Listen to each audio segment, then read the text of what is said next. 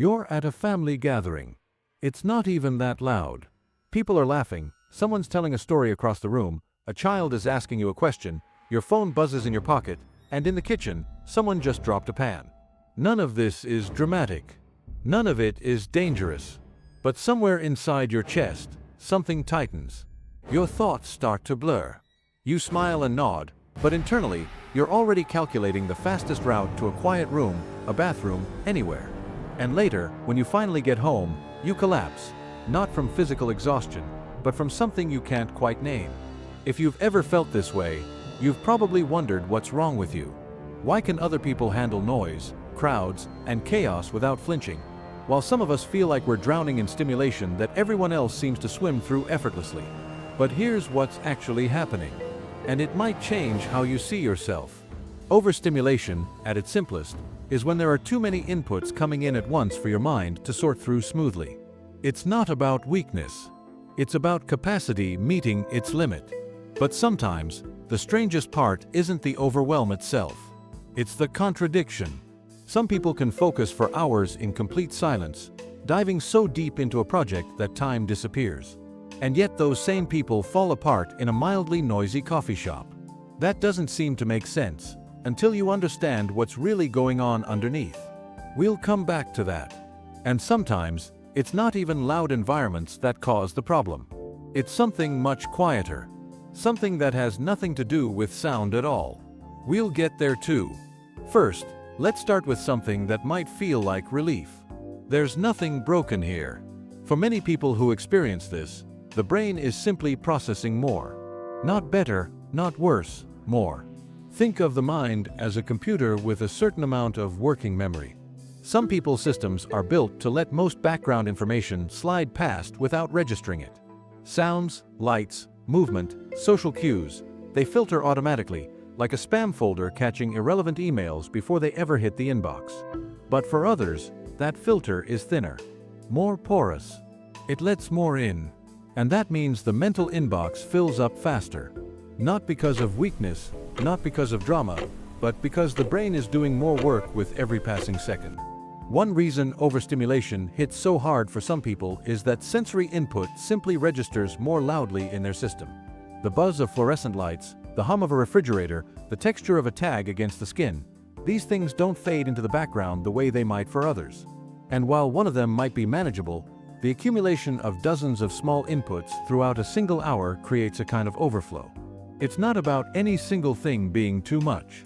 It's about everything adding up until the glass spills over. Another reason, and this connects back to that contradiction we mentioned earlier, is that some brains thrive when input is controlled and singular. They can achieve remarkable focus in quiet, protected environments. Hours disappear into a book or a project or a train of thought. But the moment there's background noise, the moment there are overlapping conversations or unpredictable interruptions, that deep focus shatters. This isn't a flaw. It's actually a clue about how that particular brain is wired. It does its best work in single file.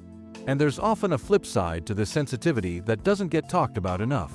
The same wiring that leads to overwhelm can also lead to noticing details others miss, picking up on emotions in a room before anyone says a word, and caring deeply in ways that make real connection possible. A third piece of this puzzle has to do with choices. Every small decision made throughout the day costs something. What to wear, what to eat, how to respond to that text, whether to smile now or wait. These micro decisions seem trivial, but they draw from the same well of mental energy as bigger decisions. And if the brain is already working harder to filter stimulation, that well drains faster. By mid-afternoon, it can feel less like laziness and more like depletion. And nobody mentioned that choosing between 15 options for lunch might be the thing that finally pushes someone over the edge. There's also the switching to consider. You're in the middle of a thought, and a notification pulls you away, a message notification, an email preview, a reminder popping up on screen. You return, start again, and someone calls your name. You pivot, respond, try to come back, but now there's music playing that wasn't there before. This constant context switching fragments attention until the brain starts running in high alert mode, trying to track too many threads at once and struggling with all of them. It's not about being easily distracted. It's about being overloaded. A fifth layer, And this connects to that quiet overwhelm we hinted at earlier, is unpredictability. For some people, not knowing what's coming next triggers something primal. When a conversation could go anywhere, when a social situation has no clear structure, when plans keep shifting, the system stays on alert.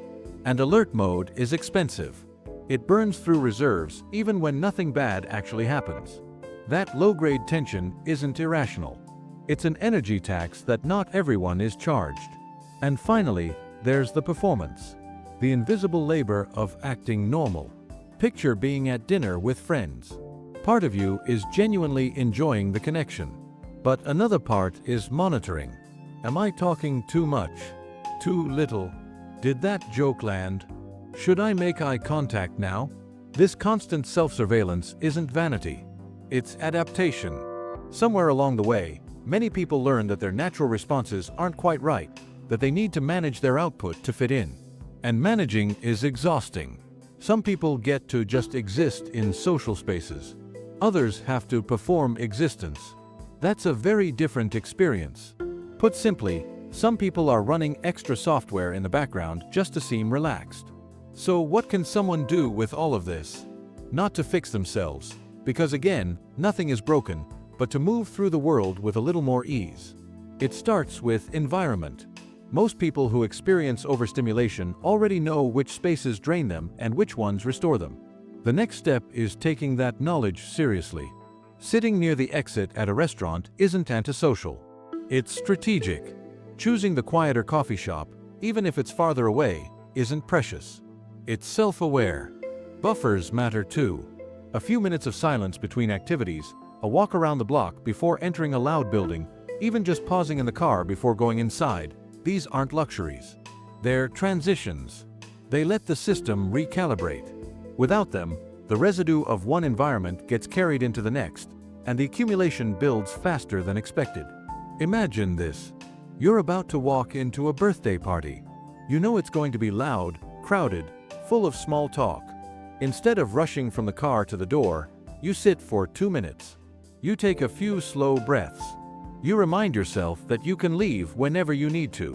When you finally walk in, something is different. You're not starting at zero.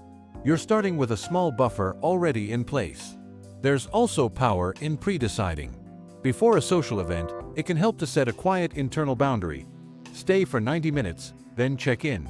This isn't rigid. It gives the brain a structure to hold on to, a sense of predictability that calms that alert mode we talked about.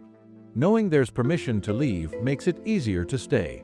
When the moment arrives and overwhelm starts to build, micro breaks can help. They don't need to be dramatic. Sometimes 30 seconds alone, refilling a glass of water, stepping onto a balcony, pretending to check something on the phone, can be enough to reset. The goal isn't escape. It's regulation. Here's what that might look like. You're at a work meeting. It's been going for an hour. Voices are layering, someone's tapping a pen, the conversation keeps jumping topics.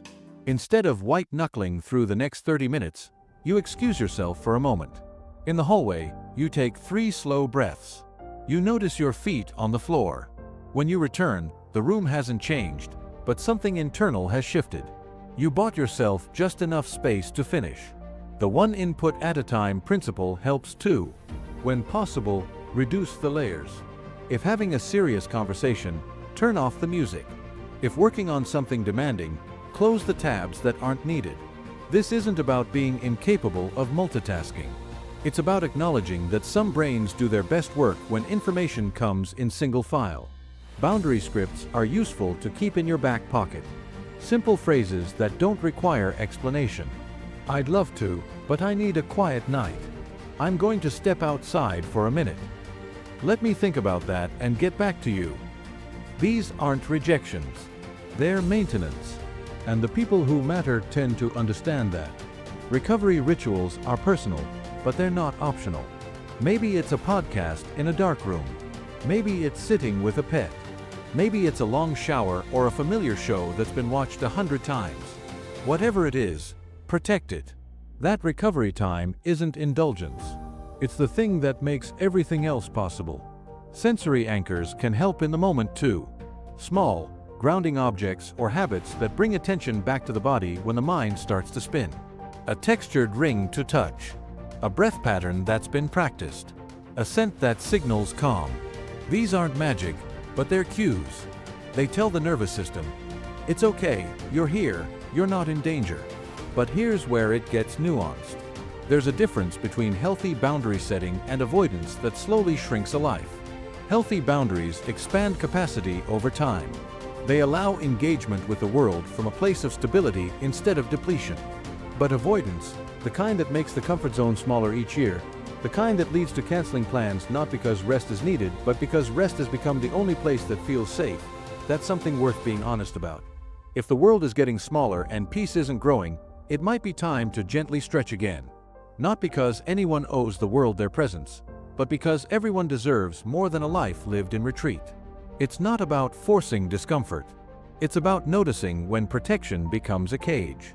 You don't have to be everywhere, do everything, or be like everyone else. But you also don't have to disappear. So here's a small challenge for this week. Notice one moment when overstimulation starts to build, and instead of pushing through or shutting down, try one small intervention. A micro break, a sensory anchor, a boundary script. Not to fix the moment, but to see yourself clearly inside of it. You're not too sensitive. You're not too much. You're someone whose brain is doing more with every input, and that's not a flaw to fix. It's a difference to understand. And once you understand it, you can start designing a life that fits your wiring instead of fighting against it. This is for education and self-reflection. If overstimulation is seriously disrupting daily life, talking to a trusted professional can be helpful.